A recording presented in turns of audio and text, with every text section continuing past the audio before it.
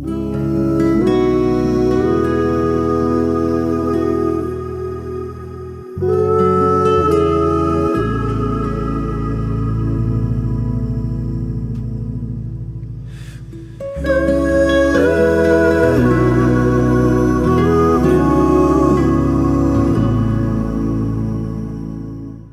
right, so our next guest joining us is Vibrational Geneticist, who channels light and sound vibration to create shifts in the energetic, emotional, and physical elements of the body.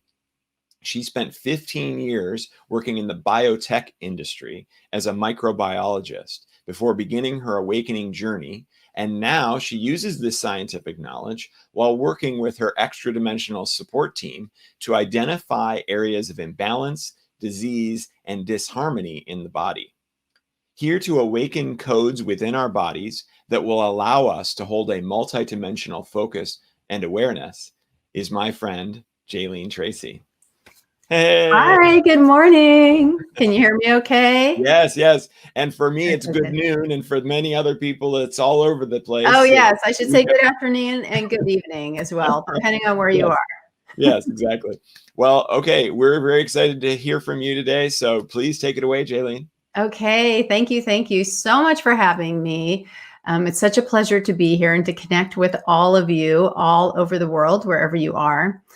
Today, I'm going to talk about the idea of embodiment and how embodiment can help us to maintain a multidimensional focus. So I love the topic of this expo, envisioning our 5D society, because it helps us to let go of those anchors we have into our third dimensional reality, a reality that has really been co-opted by many different beings and humanity itself. In many systems of control and restriction. And we're starting to come into the time where we can start to let go of those restrictions and start to shift our focus out of just this realm and into some of the other dimensional spaces. So the way that the guides I work with and the guides that I work with generally are either the mantis or the Arcturians. Those are the two main, but I do work with others as well. But today we're going to be hearing from them, and the teaching that I'll be sharing is really coming from them. So what they have let me know about different dimensions is that each one is like a frequency band, or is a space, not like in layers. When we think of third, fourth, fifth, sixth dimensions, it's not so much that they're laying all on top of each other. It's more like a frequency band that we actually have the ability to vibrationally match to when we learn how. And these frequency bands aren't just layering all on top of each other. It's almost more like these frequency bands are moving in and out of a space. And so it's possible to link into them. It's more like energy around, or electrons around an atom's nucleus. That's the way it's been described to me. So one can shift into a different dimensional space at any given time, really. And there's a lot of reasons why we lately might want to shift into a different reality, because as we know, a lot of stuff is changing and happening on the planet that doesn't feel very comfortable. For example, I live in California. I'm in Santa Cruz, and we just recently had a massive fire that came very close to our house. It was very scary. We were evacuated for a while. So there's a lot of things around us that are creating stressors. I know people up in Oregon are now getting the worst of the fires, as well as Central California. But that's just what's happening right here. In the other half of the hemisphere of the world, in Australia, there was massive fires last year. And there'll probably be more fires again later this year. Not to mention, we've got the whole viral pandemic happening, which to me, all of these things are Earth expanding in her expression. So as she expands in her expression, and we're an integral part of her expression because we came here to be embodied as Earth beings. So as she expands and shifts her energy and changes, and as she starts to hold a higher dimensional focus, we start to feel the effects of that. And some of these, what you could call growing pains of Earth, as she is shifting and expanding. And I don't believe that it's painful for her, but I believe that we as humans who have been focusing primarily in the third dimension are experiencing growing pains because it feels so different to us as things shift and change. So all of the Earth's helpers, amongst those, the beings that I work with, and of course, the microbes of the planet, the fungi of the planet, all of the unseen helpers that she uses to run and to shift this planet, and it always has for many millions and billions of years, they're all participating in this expansion as well. And we, as beings, are part of her body. We are an expression of Earth. We came here as energetic beings to be in collaboration with Earth, to experience physicality. She is our key to experiencing physicality because she supplies all of the elements for that to happen. You might know them as schnapps, right? Sulfur, phosphorus, oxygen, nitrogen, all the things that make up the human body. Well, we get those from Earth. We're part of her body. We're an expression of that. So as an expression of that body that is undergoing massive energetic shifts and changes, we as electromagnetic sensing organisms start to feel that in our cells. We start to feel it in our energy field. Our emotions respond accordingly. We start to become very potentially uncomfortable in this shifting energetic space that we find ourselves because we are so sensitive to shifting electromagnetic fields. The human body is a sensing organism. We are sensing and feeling into our environment at all times.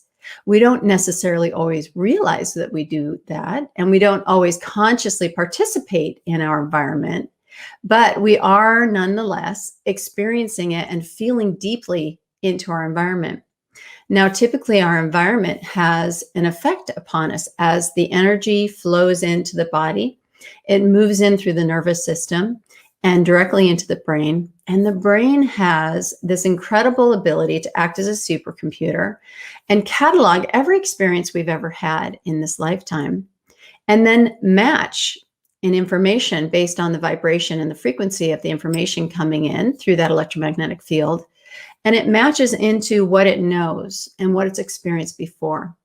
And when things feel very similar to a prior event in your life, perhaps one that was stressful or intensely emotional, then it's going to pull up all of those neurobiological effects and responses that it had to elicit during that original event in order to keep you safe. So the job of the brain, the reptilian part of our body, that brain that is from our fundamental evolution, is designed to keep you safe and alive and designed to keep you out of harm's way. So we have all these fail-safe methods and all of these alarm bells in the body, the stress response system, that is designed to get you up and out of your chair and running away from that tiger if there is one there, right? All the things that are designed to keep us safe. The issue is that there are so many emotional and energetic triggers in our environment these days that can confuse the brain into thinking you're in a situation that is perilous.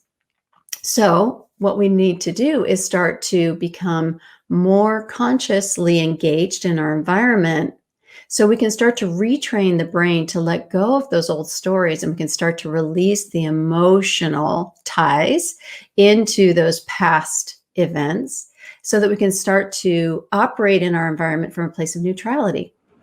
The neutrality allows you to continue to observe and participate in your environment in a way that allows you to be calm and centered within and not send off all those alarm bells.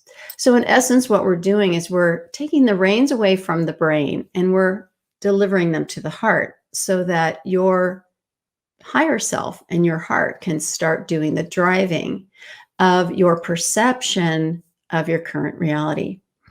Now, how does embodiment play into our ability to hold this multidimensional focus? Because that's the title of this talk today. Well, embodiment is actually that process of starting to let go of those emotional tethers to the third dimension, which basically are our ideas, our stories, our beliefs that keep us in that restricted and limited state. So as we begin to let go of those stories, then we can begin to connect into that neutral space, which allows us to also start to connect into the truth of our being. And this is the key. Once we get out of fear and upset and trauma, then we can start to recognize ourselves in our truth. And the truth of every single one of us is that we are these beautiful energetic beings having this beautiful human experience in collaboration with Earth. We came here to be physical, to experience all the joys and the teachings of being a physical being, of being part of this whole Earth web system. It's an incredible opportunity that we all clamored to come experience. Well, I shouldn't say all, but most, most of the time. But we all came to learn something. We all came to experience physicality, because when we are physical, we vibrate in a way that is so palpable.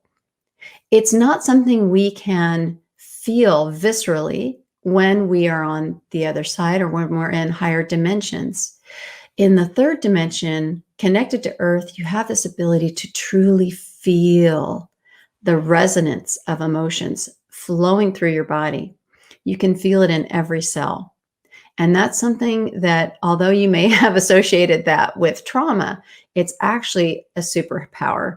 And it's actually a very special aspect of being human. And one of the reasons why we keep coming back for more, even though it may seem like torture at some times. But when we start to let go of that perception that this is a dangerous place and that Earth is a dangerous place, we can start to resonate with that notion, that idea, that perspective, that where we come from and what we are is a direct embodiment and an expression of source energy, that we literally are all that is. We literally are a part of that energetic flow, that one organism, that one heartbeat. We are all part of that. There is no separation and there is no difference between you and any other energy. It is like the analogy of being the drop of water in the ocean. You are distinct and yet you are part of the whole. You are one with all that is. But while we're here and we are separate, seemingly, it's often difficult to remember that. And so we want to do what we can to remind ourselves. And so the first thing that I like to help people do to remember the joy of being the embodiment of source, and source in action and in physicality, which is such a treat, is to start to connect to the physical body. The physical body is this vehicle, this beautiful expression of source as it has come in this moment in time, in this now moment. And so to connect to the physical body is always the first step. Connecting to the physical body is as simple as doing breathing exercises. You can breathe in slowly through your nose, hold the breath for 4 seconds, and then exhale deeply out through the mouth. That is one thing that you can do, and repeat that cycle to remind yourself that you are both energy being and physical being. It helps to align you back into the center of your body.